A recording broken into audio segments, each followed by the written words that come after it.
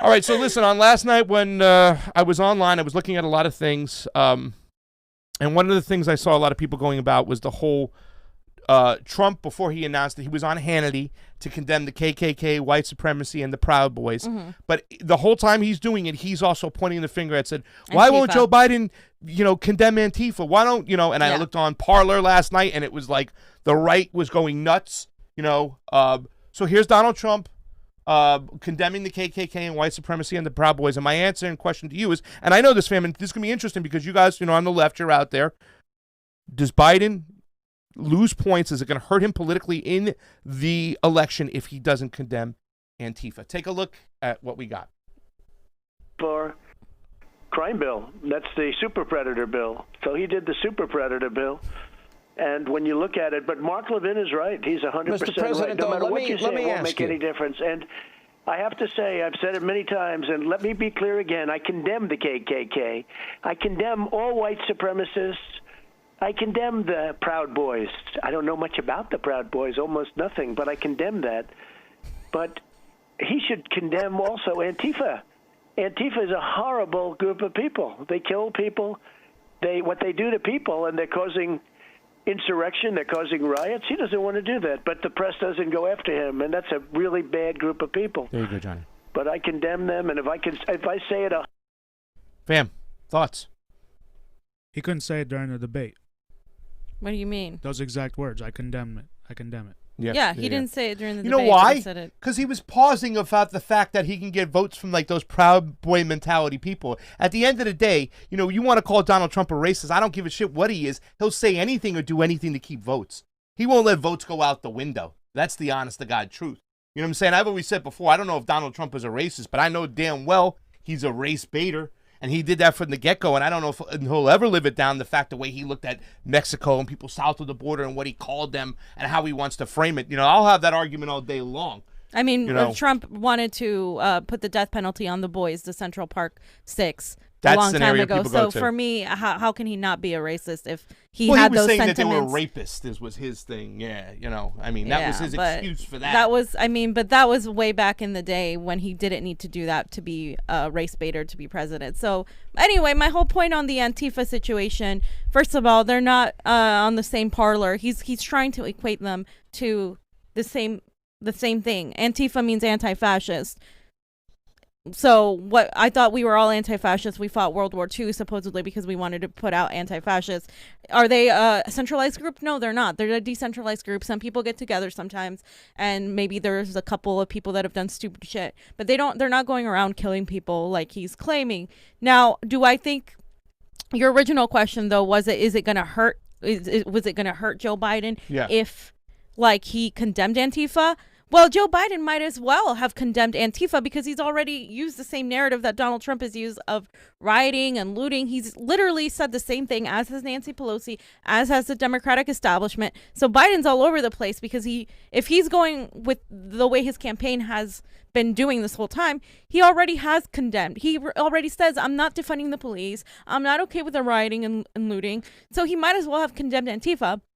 I don't think it hurts. I don't think it's going to hurt him to do that because he hasn't gone after the actual left. He hasn't gone after the actual left. He has said I'm going to veto Medicare for all. He has said no, the Green New Deal isn't a part of my plan. No, I'm not a socialist. No, I'm not going to tax you if you're very, very rich, like a lot more. Only if you make more than this certain amount. And it's like I don't think it's going to hurt him at all. Period. Because Biden is already going after the wrong people. He's going after Republicans. He's pretty much trying to go after centrist Republican people that are going to vote for him or Trump. He's not going after the left. So it doesn't matter at this point what he does. His credibility is shot. If he had wanted to court the left from the start, then it would have made sense. You get what I'm saying? Yeah, no, I know what you mean. And my feelings on Antifa, I don't like them. I don't like the Proud Boys. I don't like any of those groups. I feel that Antifa bleeds over into what Black Lives Matter is trying to do and sometimes gives them a negative name, you know what I'm saying? But that's just my personal feeling against this. I'm somewhere between you and where the majority of people feel about Antifa. I don't think they're this crazy group going around killing people, whatnot, and everything. But the fact of the matter is that when you look online, and you see their kind of image, it is a very bad image, even for people who are not Trump supporters, even for people who are kind of like, that middle ideology. They're not crazy about Antifa. So I think that he's been put in a position. I even saw a tweet yesterday where somebody put the Proud Boys is an idea when he said the same thing. Antifa is an idea. So they were kind of mocking Joe Biden. You know what I'm saying? So I think it will hurt him. But it is an idea, though. It is an idea. I don't want to get into what Antifa is. I'm also, you know what I'm saying? We've had this discussion before. We'll probably disagree. But the fact of the matter is the country's image of Antifa, I don't think is the best, fam. You know what I'm saying? I think there are some people who do, like yourself. I think Antifa, a lot of young people, majority of people are supportive of Antifa. I think a lot of the information you get is a lot of doctored videos that are claiming that it's Antifa, but it's not. And we have to look into these outside agitators too that come in and pose as being these left people. And then they do these things, and then they blame it on Antifa. I have seen Antifa's help journalists on the ground, literally save people from these Proud Boys, from these people. Yeah. So am I going to measure Antifa equally to a Proud Boy? No, and I think it's unfair to do that because one of them is fighting fascism, even if their methods are not something you agree with. The other one is trying to separate people by their ideology, and I don't see how that's like on the same level here. Johnny, do you have an opinion? I feel like, hold on, I gotta fix your camera. COVID has shown the world how super and weak and pathetic Bully USA is. No reparations and Medicare for all, no vote. I holla from Detroit, and that's Millaroo 15. Thank you for the super chat contribution, Millaroo. We love you. Let me see if there's any more real quick. Okay, so this is I love saying this name, Embo Medfate or Embo Medfate. Emblemed Fate. It's not that fancy. Fate. Every time I hear people say Biden is better because better than Trump, it offends me because as an African American, I hear that I should, as an African, not even American, I hear that I should reward those who brought slaves to Libya. Yeah, he's not better. Listen, at all. I put that post up a while ago. I said the reason why I will never vote I'll never forgive them for what they did in Libya. I'll never forgive them. And Trump criticized him from the left by naming the 1994 crime bill. Yeah. That was a fact. That was a point for Trump. Let's get into this next part over here. Wait. Johnny, I think real quick that I think what's a more important question than asking if it's going to affect Joe Biden is the question of why couldn't Trump say that on the debate stage when he has millions of eyes on him?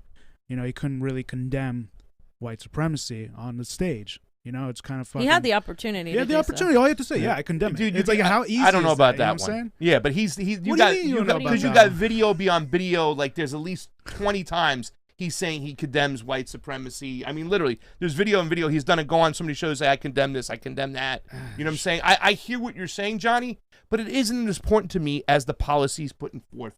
That to me is everything. Well, yeah, you know I'd say both Joe Biden's and Trump's policies now are pretty racist. Yeah. Yeah. You know what I'm saying? So I call both of them racist. Would you call both of them racist?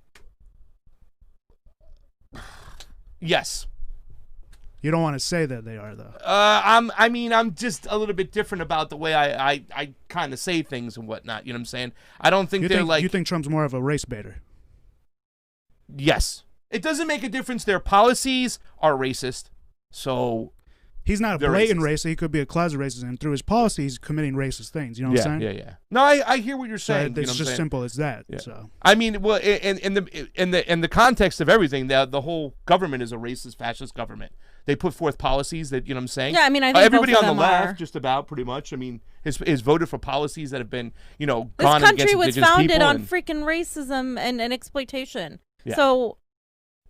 I mean, where does it end and where does it start? Because, I mean, we have two people that one of them wrote the 1994 crime bill, is the architect of the system that Trump is now exploiting. So Trump wouldn't be able to exploit these laws if they hadn't been created for him to exploit. Yeah. And he wouldn't have won the presidency if the Democrats hadn't failed and literally lost so many people by not paying attention to the economic failures of capitalism on the white working class, on minorities, on people of color. They didn't do shit. So I think both parties are fascist and racist, and that's the thing. But I think Trump is a race baiter, but I also think he cannot separate that from being a racist, because I have seen him be like this for a long time towards a lot of people in general. From the time he owned his hotels on the immigrant workers. This is nothing new with Trump. That's why I don't even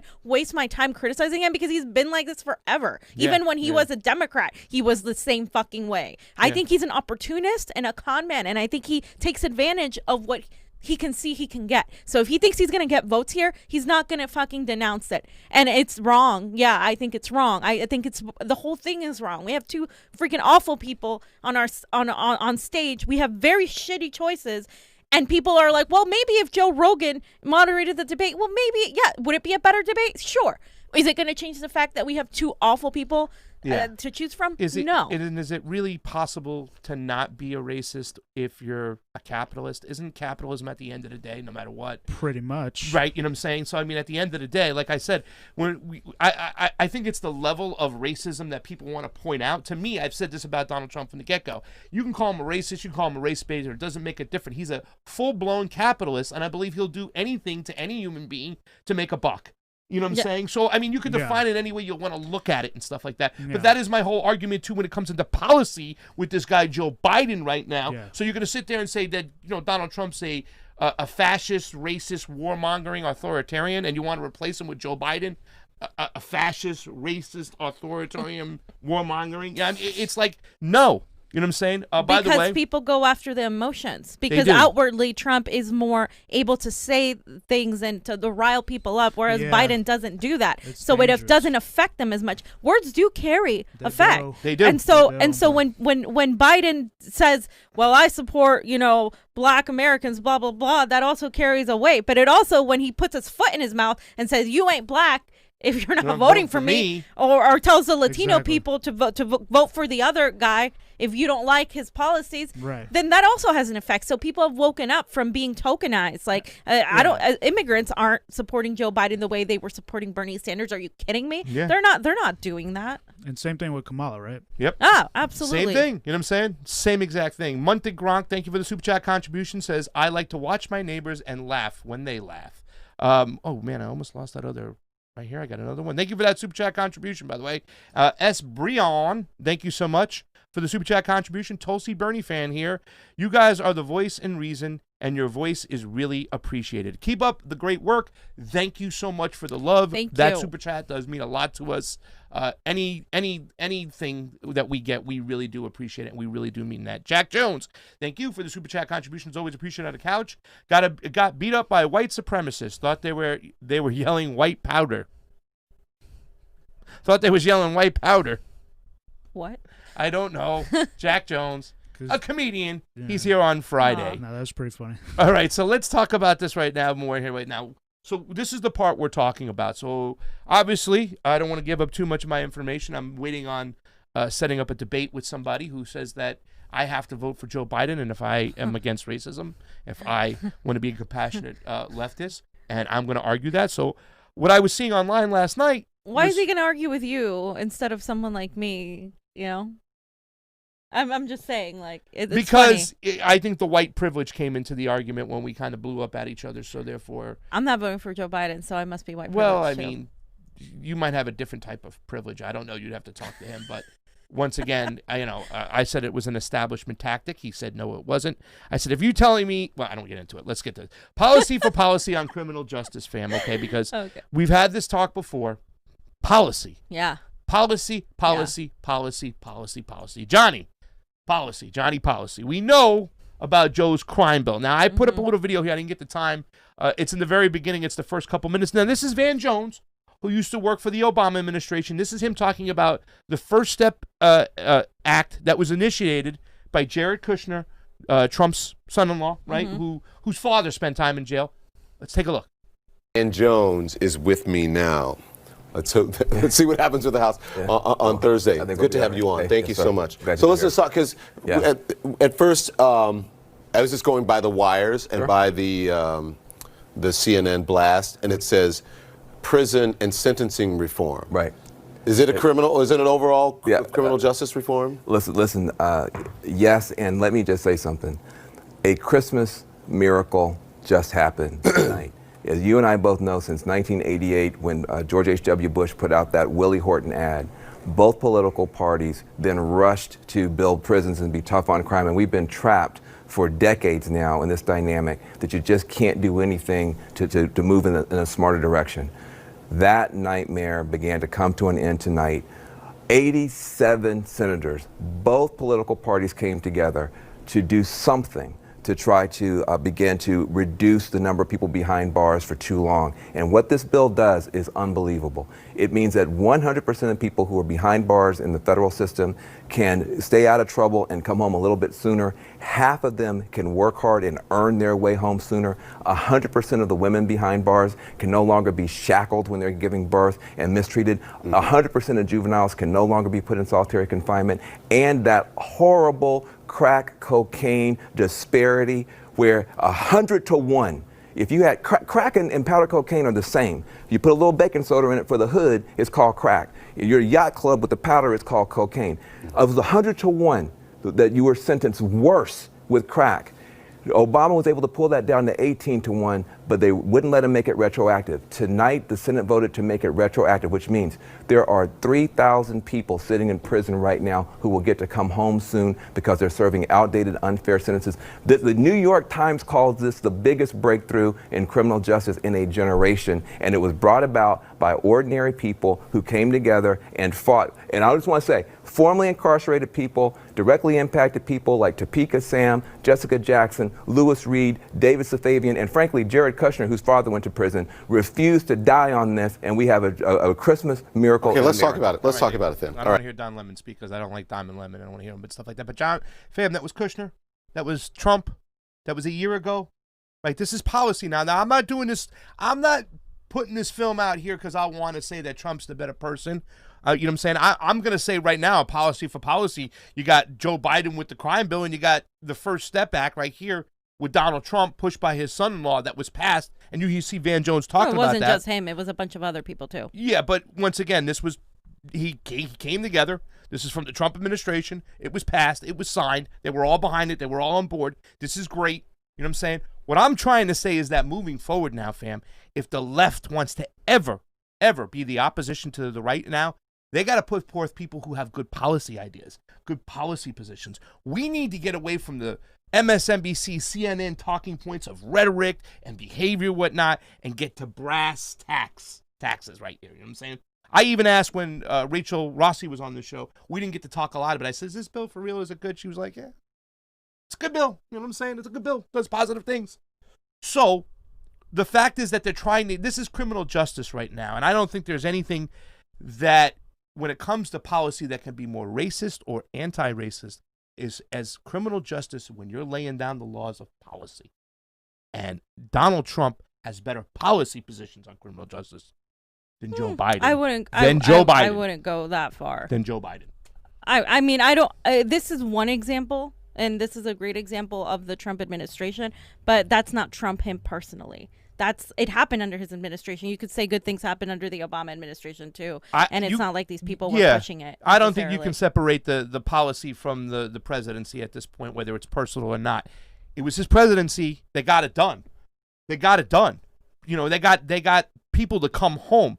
You know, the crack cocaine provision in there, the putting women in shackles. No longer can you do that. You know, you can't put juveniles in detention anymore like that. This is a very, very positive bill. It got done under Donald Trump, and compared to Joe Biden, once again, there are people who broke down this bill and they said there was a lot more things we can do for criminal justice. There's a lot more. We gotta. When you talk about defund the police or remake the police, there's a lot of reasons. We got too many people of color going into the system itself that we need to repair. Right. I'm not saying this is an end-all, be-all. What's it called? It was the First Step Act? It was the first step, yeah. But when you're talking Joe Biden versus Donald Trump, I mean, as a leftist, you got to be saying, what the hell are you doing putting forth a person like Joe Biden Oh yeah. Well, yeah. Come I on. think both can be true. I don't. But I'm not going to consider Trump an advocate for criminal justice either. Donald Trump or Joe Biden is far awful. I mean, he wrote the crime bill and he hasn't done anything